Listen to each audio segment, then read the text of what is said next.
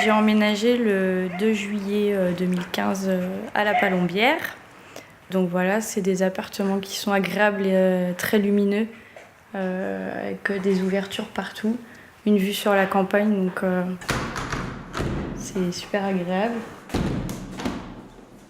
On a eu une réunion à la mairie, donc on a vu chacun nos appartements sur plan. Et ensuite, on avait eu une prévisite avant que ce soit terminé, il me semble 1 mois avant.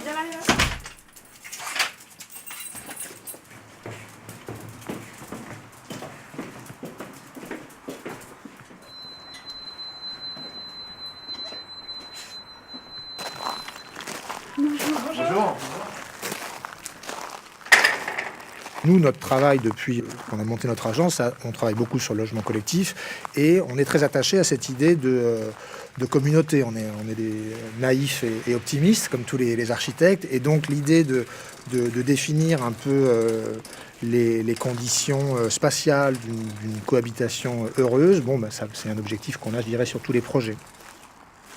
On a cherché à créer des espaces où les gens pouvaient partager, se croiser, et d'autres espaces purement individuels de qualité, avec ces grands balcons qui font jusqu'à 10 à 20 mètres carrés. On a un logement par niveau, voilà. Donc on a essayé de trouver la juste composition entre cette idée d'être chez soi et partager. Non, c'est trop bien. Avec un petit jardin, mon chien sort quand il veut. Bon, il y a beaucoup de trucs encore à faire, de rangement et tout ça. Mais bon, petit à petit, on fera. Doucement. Je suis emménagée en juillet ici. Bon, les enfants faisaient du vélo, tout ça, mais sur les portes fermées, on n'entend rien. Rapport aux autres HLM que j'ai connus, moi, on entendait marcher, on entendait tout, même jusqu'aux voisins d'éternuer. Que là, non, j'en ai. C'est tellement calme qu'il nous faut de la musique, de la télé, les oiseaux qui chantent. Assis.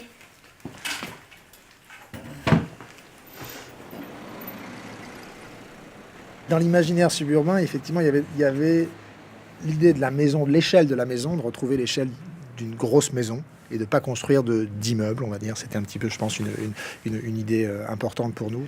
Voilà, d'avoir cette échelle de grosse maison, de maison de maître, mais complètement déshabillé finalement de tout le reste, c'est-à-dire c'est très lisse, c'est des matériaux, il n'y a pas de couleur, c'est un enduit gratté, un enduit lisse, il y a des pattes de verre, il y a des parpaings, il y a du béton, c'est donc des matériaux bruts, très simples, très neutres. Veuillez patienter, nous traitons votre appel. Les façades sont porteuses et au centre des bâtiments, on a en général un point porteur. Il n'y a pas de mur de refend porteur. Donc ça permet aujourd'hui de superposer les typologies et de les faire pivoter les unes par rapport aux autres. C'est-à-dire qu'on a parfois sur un même bâtiment 2 logements de même type, dont l'un a une grande terrasse au sud et l'autre à l'étage du dessous a une grande terrasse à l'ouest. Mais ça permet également, sur le long terme, aux bâtiments d'évoluer. C'est-à-dire que les bâtiments qu'on fait ici, ils sont probablement là pour 50 ans ou un peu plus. Et on peut imaginer que dans cette longue vie du bâtiment, il peut y avoir des évolutions sociales, typologiques, qui conduisent à des modifications, même mineures, de l'organisation des logements.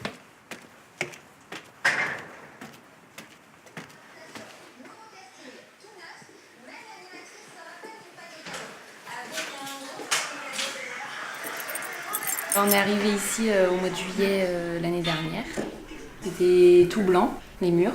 Donc on a peint les couleurs qu'on voulait. Avant, on habitait chez nos parents. Donc là, c'est notre premier logement ensemble, en fait. Pour l'instant, on est bien là, mais on restera pas toute notre vie ici, quoi.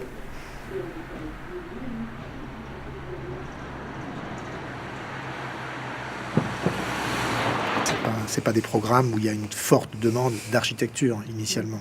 Il y a une demande sociale. Mais nous, architectes, on a envie que ça soit un peu plus qu'une réponse sociale. C'est quelque chose qui nous tient à cœur. Enfin, on veut aussi apporter une autre épaisseur, qui est quelque chose qui a plus à voir avec un espèce d'imaginaire culturel, de la belle construction, de créer des conditions de vie qui égale ce qui pouvait être réalisé en France il y a de nombreuses années, mais qui a tendance à disparaître. Bonjour. Oui.